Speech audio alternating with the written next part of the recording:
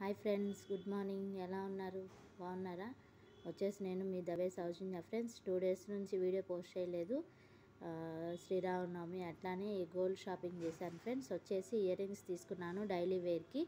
నా దగ్గర ఉన్న గోల్డ్, అట్లానే మా బాబుది చిన్న ఉంగరం ఉంటే అది, ఇంకా చిన్న లక్ష్మీదేవి ఉంగరం ఉంటే అవి కూడా వేసేసి ఈ జ్యువెలరీ తీసుకున్నాను ఫ్రెండ్స్. ఇదిగో చూడండి, ఇవి కూడా వచ్చేసి నాకు 5.5 grams పడ్డాయి.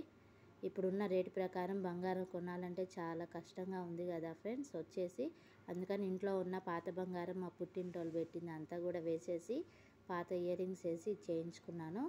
చూడండి ఫ్రెండ్స్, బాగున్నాయి కదా. ఇదిగోండి 5.5 grams పడ్డాయి.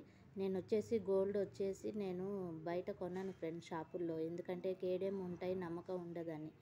నేనైతే ఇవి ఇంట్లో షాప్లోనే చేయించేసుకున్నాను ఫ్రెండ్స్. ఇవి వచ్చేసి ఇదిగో చూడండి ఎంత బాగున్నాయో.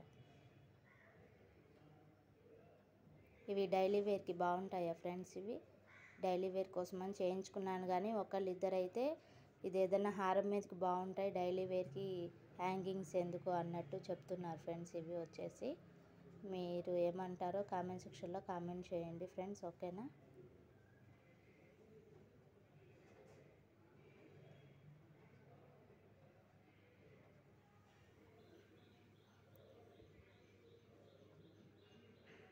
అయితే వచ్చేసి ఇప్పుడు రేటు 76,000 ఉంది ఫ్రెండ్స్ మనకి తులం గోల్డ్. నేను ఈ గోల్డ్ ఇవ్వంగా ఇంకా నాకు ఒక 1 gram ఎక్స్ట్రా పడింది.